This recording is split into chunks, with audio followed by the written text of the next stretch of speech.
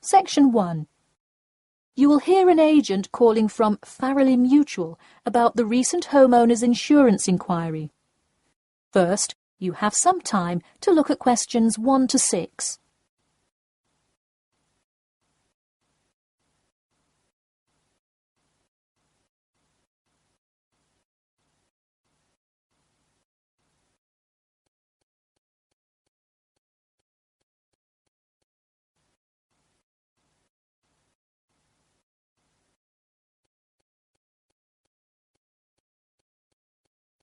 You will see that there is an example which has been done for you.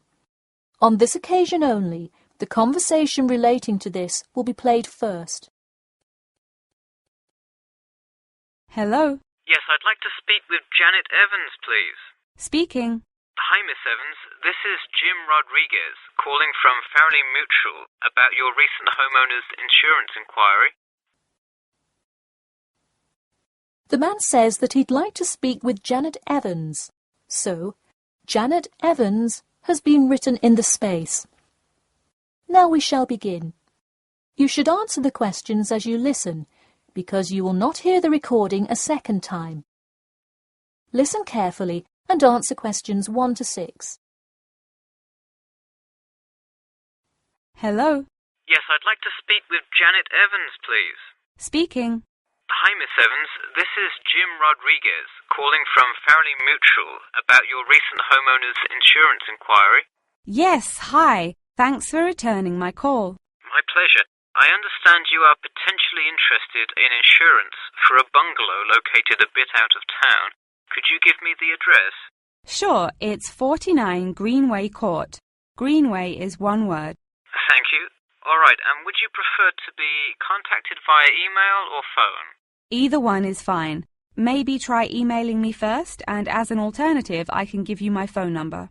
Great, and what is your email address? pk2@cat.com. Did you say cat as in the animal? Yes, it is the acronym for the construction company I work for. I'm sure you've seen them around. Yes, I have, and could you give me your primary phone number and the best time to reach you? Sure. The number is 020-4251-9443. I am generally unable to answer my phone at work, but any time after 5:30 p.m. is fine. I will make a note of that here.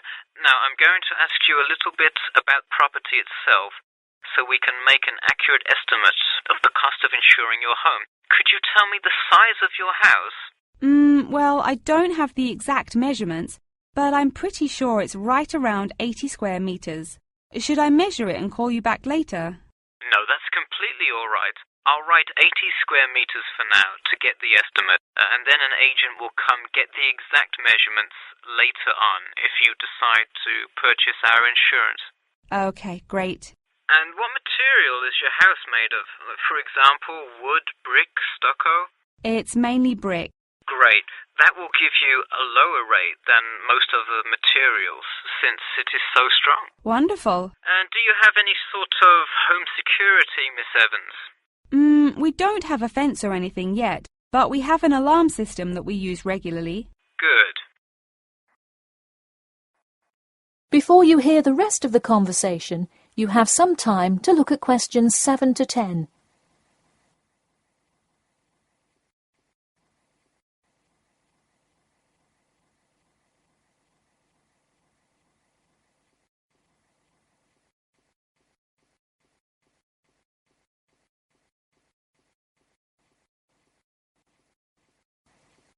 Now listen and answer questions 7 to 10.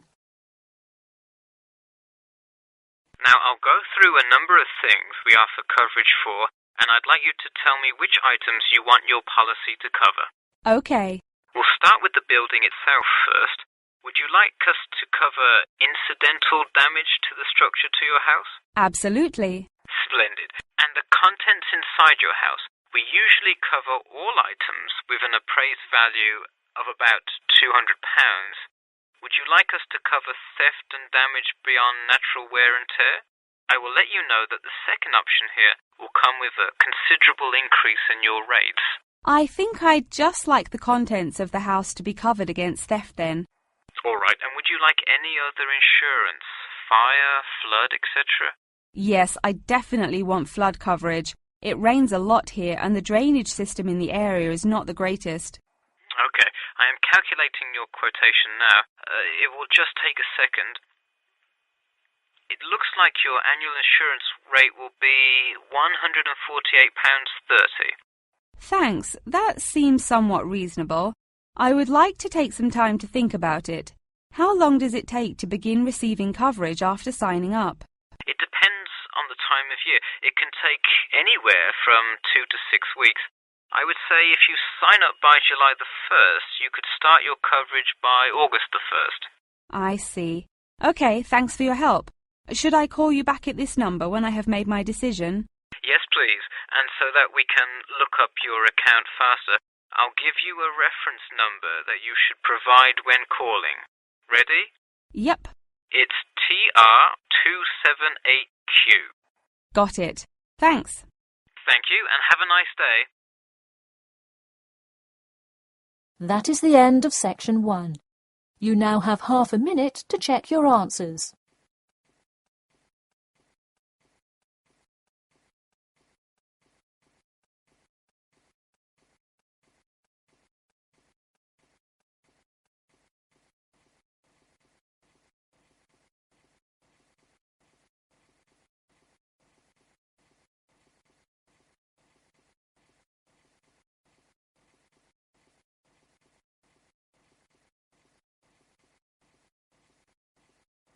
Now turn to section 2.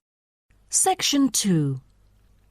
You will hear a guide talking to a group of visitors about a national park. First, you have some time to look at questions 11 to 16.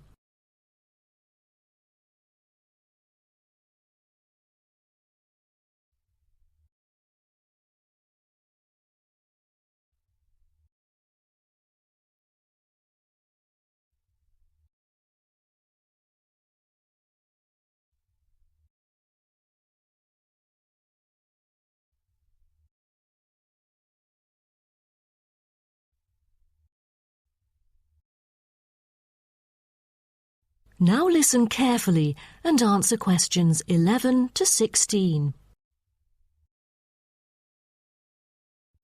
Welcome to Byron National Park.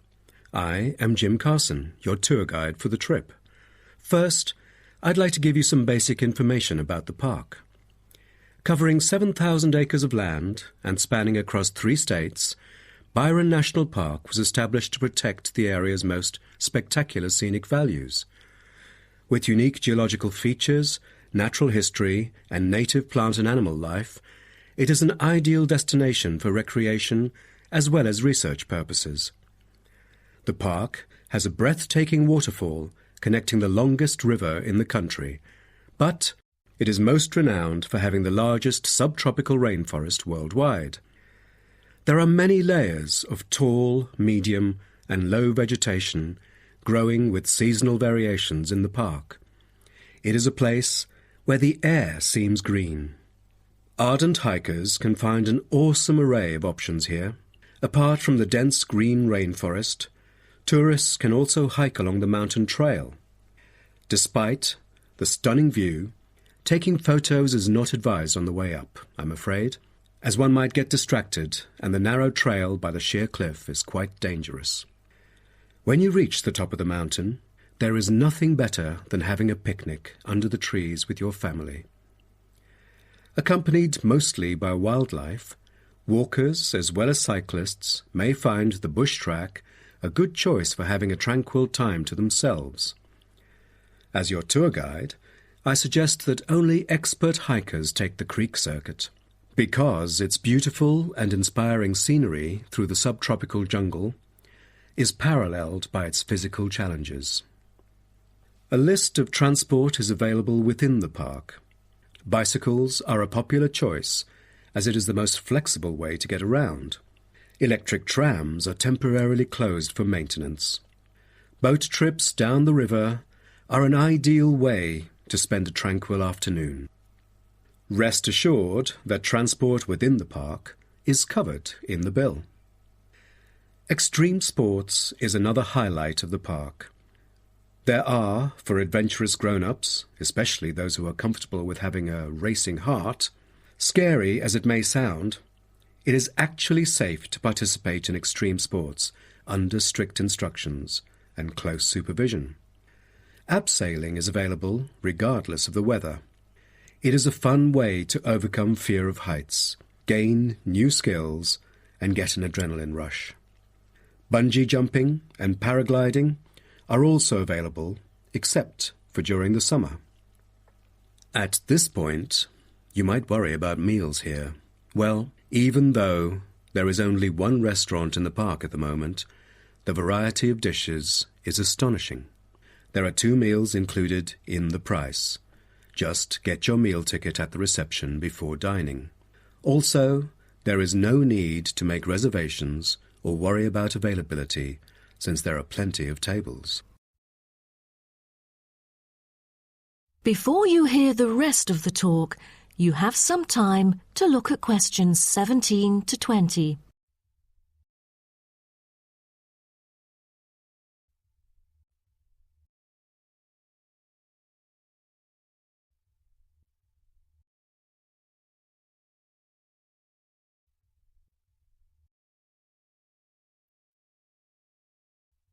Now listen and answer questions 17 to 20. During your stay here, you might want to know what there is to do. Let's turn to the plan so I can familiarize you with the layout of the park. Most tourists would choose to stay in our guest house, located in the southeast corner. It features 63 tastefully appointed guest rooms, many of which offer spectacular views of the park. You'll find a home away from home at our guest house. But for those who want to experience the natural beauty up close, there is also a campsite. When you get out of the guest house, go straight ahead, turn right at the end of the road. To your left, there is a campsite amongst the trees where you could spend a night under the stars together with owls and chipmunks. If you look at the top left of the plan, you will notice a picnic area. You can either bring your own food, or we can deliver food to you. Barbecue is an option. The business centre is situated directly opposite the picnic area. It provides flexible, fully serviced offices, conferencing suites, meeting rooms, and is equipped with the latest multimedia facilities. Wired, as well as wireless, high-speed internet is available within the entire premises. The centre is designed to cater to both individual travellers and corporate groups. Visitors can also go to the museum, which holds a vast collection that exhibits local history and a natural habitat. You start from the guest house, just turn left at the first conjunction, then walk past the tea house. Turn right. You'll see the museum after making the third right. Have you found it? Pretty easy, right?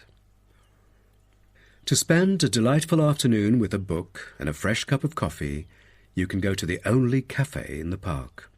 From the guest house, you go straight, then take the second right, and you'll see the cafe right in front of you. You might want to check out our all-season tennis court, which offers instruction for all ages and skill levels. It is located right opposite the cafe. That is the end of section 2. You now have half a minute to check your answers.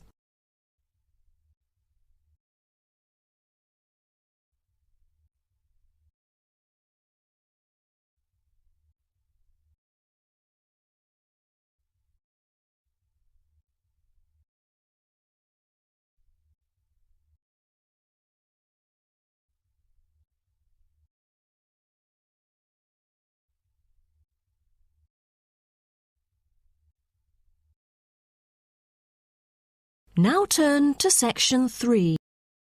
Section 3. You will hear 2 students, Frank and Nicole, discussing their research on university waste. First, you have some time to look at questions 21 to 25.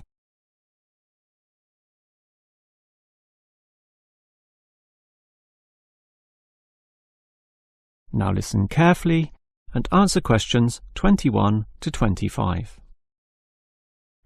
Hi, Nicole. As you know, we've got to decide on the best ways this university can reduce its waste. You inspected the eastern campus and I did the western buildings. Did you do all the interviews as well? Yes, I interviewed all the staff, who made some good observations, and I interviewed some of the students. The students said little that was interesting. They don't seem to care that much. It was the cleaners, surprisingly, who revealed the most relevant facts. That's not surprising to me. They empty all the bins, so they see the waste firsthand, whereas the staff just throw things away without thinking. What item was most commonly disposed of? Well, it really depended on where I interviewed. In the cafeteria precinct, obviously paper plates and cups were thrown away all over the place.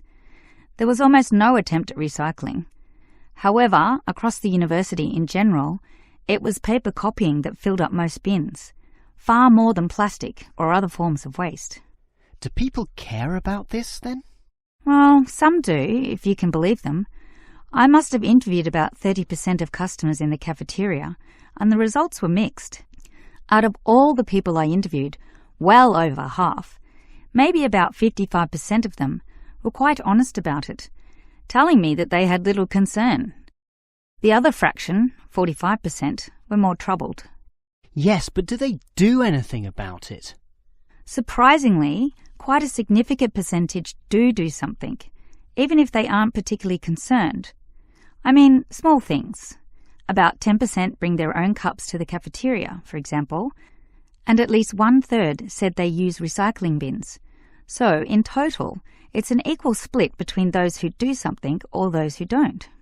So why do so many people remain inactive, particularly over an issue they should care about more? I think they do care, and many of them are prepared to do something. Obviously, there's an element of laziness, but I'd say that it's relatively small. If they knew what to do, and if stringent systems existed, or if the importance of this was made clearer to them, I'm sure you'd see a much larger percentage of people actively working towards helping our environment. Well, there's cause for optimism at least. Before you hear the rest of the conversation, you have some time to look at questions 26 to 30.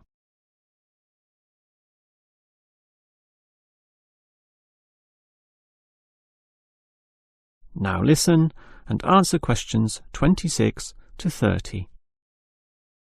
Clearly then, there's a significant waste of paper here at this university, so I've worked out one practical suggestion which could help reduce it, specifically the waste from the excess photocopying. Let me hear it then. Obviously, for a start, we've got to ensure that people, including the staff, without exception, copy both sides of a page.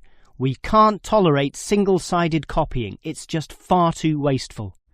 Absolutely. Just more trees being chopped down. But as people are doing copying, there may be adjustments and practice copying, producing single-sided copies or blank pages not wanted and not intended for use. These need to be deposited into a tray for intended recycling. You know, for recopying onto the blank side of the page. But people don't usually do that. I'm afraid it's just human nature. No matter how unimportant the copying is, they prefer to use fresh paper. Yeah, I agree with you, which is why you need to display these papers right in front of everyone with a clear sign, "Please reuse," to make it easy for them to do so. They still won't do it. I know. That's why you take some of these papers and regularly stack them inside the copier in a special tray once a day, say in the morning. Well, that's getting better, making it easier for them to use the paper. But still, I'm afraid many won't. That's why you allow everyone to select this tray when copying. You distribute numbers or codes to every person, giving them special access to this recycling tray. Every time they use papers from this, it's tallied up to their account. I know I'm sounding a bit negative, or even cynical here, but why should they bother using that tray? Because the person who does the most copying from this recycling tray gets, say, a cinema pass or lottery ticket or some other sort of reward. Oh, right. Now that's a system which might just work. Let's trial it in the office and see what happens. That is the end of section 3. You now have half a minute to check your answers.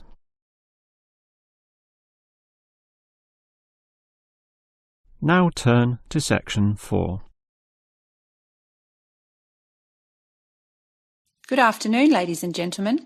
Today's topic in this series of lectures on our planet is about ensuring the survival of our very important plant and animal species.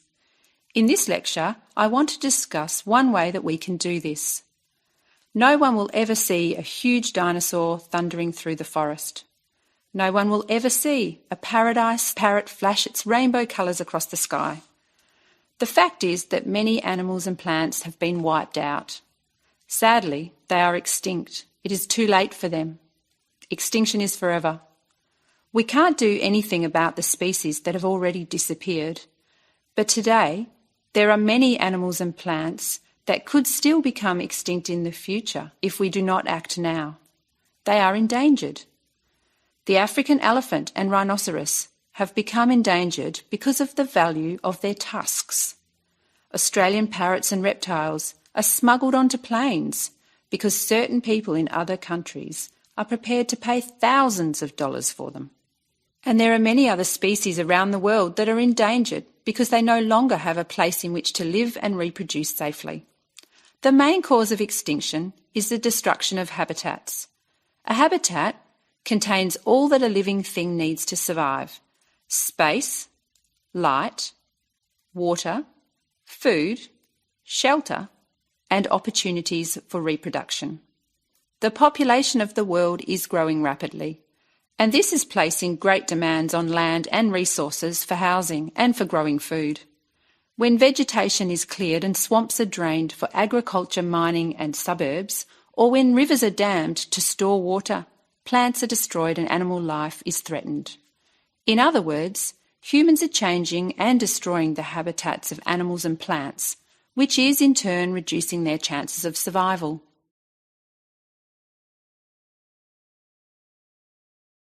So how can we conserve habitats and help save endangered species? Well, one way is to protect their habitats permanently in national parks or nature reserves. National parks have been created in many countries. They encourage people to enjoy the beauty and diversity of the animals and plants that live there without harming them. By supporting and visiting these parks, people can become more aware of the species that live there and how the parks work to protect them. It is very important that, when visiting a national park, we keep them safe for future generations of plants and animals by obeying a few rules. Firstly, follow the fire regulations. Don't throw cigarettes or build fires, except at certain times of the year in especially allocated areas and facilities. Secondly, remember to leave pets at home. Pets, such as cats or dogs, can hunt birds or other small animals. Some pets might even escape and become a serious threat. Thirdly, place all rubbish in a bin or take it home. Plastic bags or leftover food are dangerous to the animals and harm the environment. Don't pick the flowers or damage the plants. Flowers create the next generation of the plant. Also, for the same reason, birds' eggs must be left in their nests. The loss of species in the past is sad. However, there is hope for the future. Despite the demands of our increasing population, we can work to protect the plant and animal species we still have. So I would like to conclude by saying that I believe that, with strong public awareness and support of these national parks and reserves, the future of endangered species can be ensured.